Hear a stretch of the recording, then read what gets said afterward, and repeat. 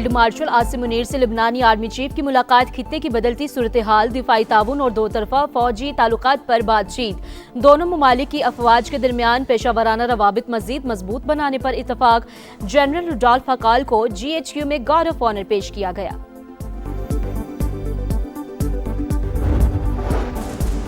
ایران کے ساتھ مذاکراتی عمل بہت اچھے انداز میں جاری، چند روز میں معاہدے کا منصوبہ پیش کر سکتے ہیں۔ صدر ٹرمپ کی میڈیا سے گفتگو، آبنائے ہرمز کی ناکہ بندی پوری قوت سے برقرار رہے گی۔ ایران تنازع کے خاتمے کے بعد تیل کی قیمتیں نیچے آ جائیں گی۔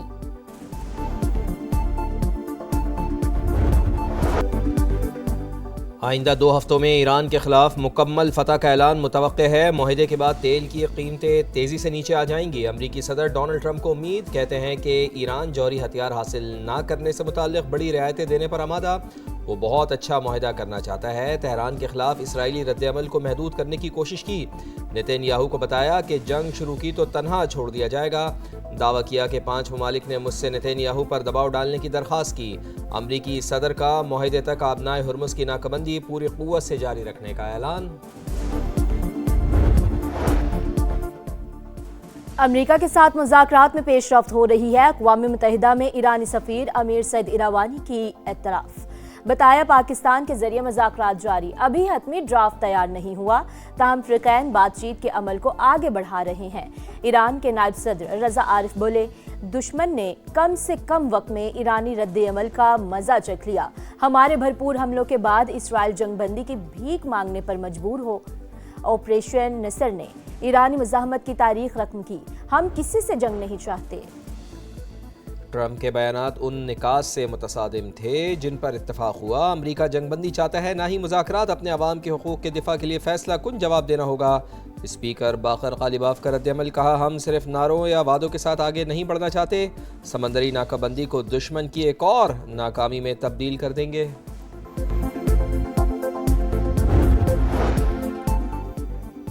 پاکستان کے تنازع کے پرامن اور سفارتی حل کے لیے سنجیدہ کوششیں جاری، منصفانہ حل کے حصول کے قریب، کامیابی کے امکانات روشن، فریقین تحمل اور بردباری کا مظاہرہ کریں۔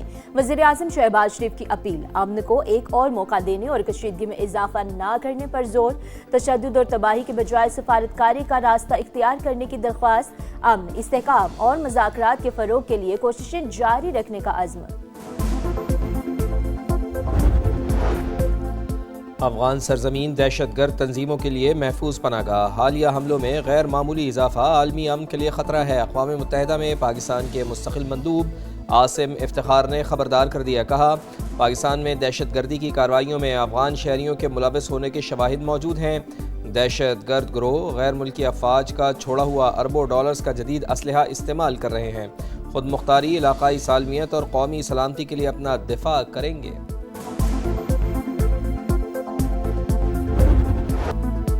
حکومت پیپلز پارٹی کو منانے میں کامیاب، جیالو نے بجٹ منظوری میں تعاون کے لیے گرین سگنل دے دیا۔ صدر مملکت آصف علی زرداری سے وزیر اعظم شہباز شریف کی ملاقات، اہم رہنماؤں کی بھی شرکت، ایک دوسرے کی بیشتر تجاویز سے اتفاق، دونوں جماعتوں کی صوبوں سے ٹیکس وصولی کے حوالے سے طریقہ کار پر گفتگو، ٹیکسوں میں رد و بدل اور نئے ٹیکسوں کی نفاذ سے متعلق لائحہ عمل پر بھی تبادلہ خیال، بعض قابل عمل نکات پر تکنیکی کمیٹیوں کی مشاورت جاری، وسائل اور مسائل کو دیکھتے ہوئے دونوں ایک دوسرے کے لیے سپیس دیں گے۔ صدر مملکت کا بجٹ میں عوامی فلاح، صوبوں کے حقوق اور معاشی استحکام کو ترجیح دینے پر زور، کہا بجٹ میں شرح ترقی اور عوامی فلاح کی اسکیموں کو ہم آہنگ کرنے کی کوشش کی جائے۔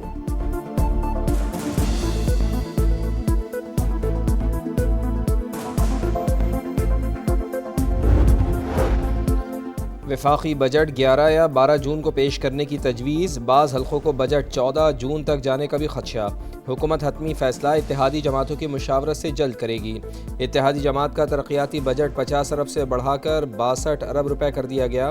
سولر پینلز پر GST، تنخواہوں، پینشن اور کم از کم اجرت میں اضافہ، حل طلب مسائل، فریقین کے درمیان تنازع حل کرنے کے لیے اعلیٰ اختیاراتی کمیٹی بھی تشکیل۔ اتحادی جماعت کو مطمئن کرنے کے بعد IMF کو بھی اعتماد میں لینا ہوگا۔ وفاق NFC میں سے صوبوں سے کچھ حصہ واپس لینے کا خواہاں۔ قومی اقتصادی کونسل کا اجلاس 10 جون، اقتصادی سروے 11 جون کو پیش کیے جانے کا امکان۔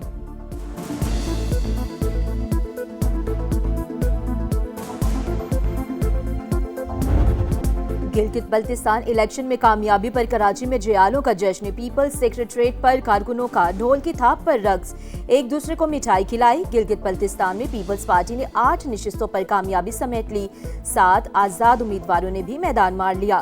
نون لیگ کی 4 نشستیں ایک MWM کے نام رہی، 24 میں سے 20 حلقوں کے غیر حتمی غیر سرکاری نتائج آ گئے، 4 کے نتائج آنا باقی۔ چلاس میں 4 حلقوں کے نتائج کے خلاف امیدواروں کے حامیوں کا احتجاج، DRO آفس کے باہر دھرنا، پولیس کی مظاہرین کو منتشر کرنے کے لیے شیلنگ۔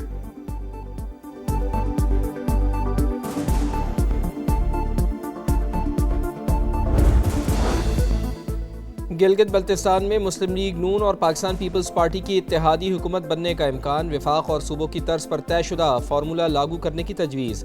وزیر اعلیٰ پیپلز پارٹی گورنر مسلم لیگ نون کا ہوگا، وزارتوں کی تقسیم 60 اور 40% فارمولے کے تحت ہوگی۔ خواجہ سعد رفیق کہتے ہیں پیپلز پارٹی حکومت بنائے تو مسلم لیگ نون اپوزیشن میں بیٹھے، کوئی حکومت 5 سال میں گلگت بلتستان کی تقدیر نہیں بدل سکتی، 20 سال کا روڈ میپ بنائیں۔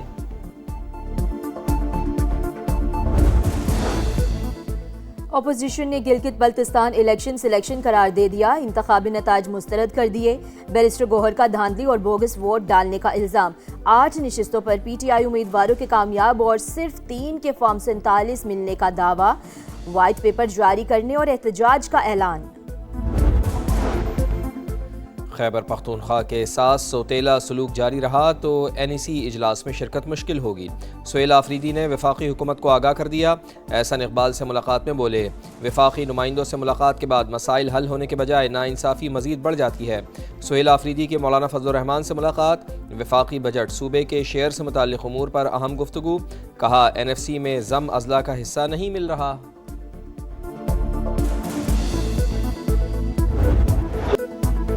بڑے پیمانے پر تشدد نہ ہوا تو مظفر آباد اور میر پور میں کچھ نہیں کر پائیں گے، منصوبے پر عمل کے لیے فورسز کی تعداد کا جائزہ لے کر فیصلہ کیا جائے۔ کالعدم جوائنٹ عوامی ایکشن کمیٹی کے شوکت نواز میر اور خواجہ مہران کی آڈیو کال لیک، راولاکوٹ میں دہشت گرد حملے اور لاشیں گرانے کی پیشگی، منصوبہ بندی کی جا رہی تھی۔ کال لیک سے واضح ہو گیا ماہرین نے جوائنٹ عوامی ایکشن کمیٹی پر پابندی درست قرار دے دی۔ راولاکوٹ میں کالعدم جوائنٹ ایکشن کمیٹی کے شرپسند بے لگام، مکروہ اور دہشت گردانہ چہرہ بے نقاب، پولیس اور قانون نافذ کرنے والے اداروں پر حملہ منصوبہ بندی سے کیا گیا، پولیس اہلکاروں کو تشدد کا نشانہ بنایا گیا، سیدھی گولیاں چلائی گئیں، لاش کی بے حرمتی کی گئی، خوفناک ویڈیوز منظر عام پر آ گئیں، فائرنگ سے 4 اہلکار شہید اور 20 سے زائد زخمی ہوئے۔ پاکستان نے آزاد جموں و کشمیر سے متعلق غیر ضروری ریمارکس مسترد کر دیے۔ برطانیہ میں مقیم افراد کی غیر ذمہ دارانہ اور غلط اطلاعات پر مبنی باتوں پر اظہار تشویش، پاکستان کے اندرونی معاملات میں مداخلت سے گریز کا مشورہ، شہید اہلکاروں کی نماز جنازہ ادا، IG سمیت اعلیٰ سول اور عسکری حکام کی شرکت، IG کا شہداء کو خراج عقیدت، کہا چند عناصر بچوں کو ورغلا رہے ہیں۔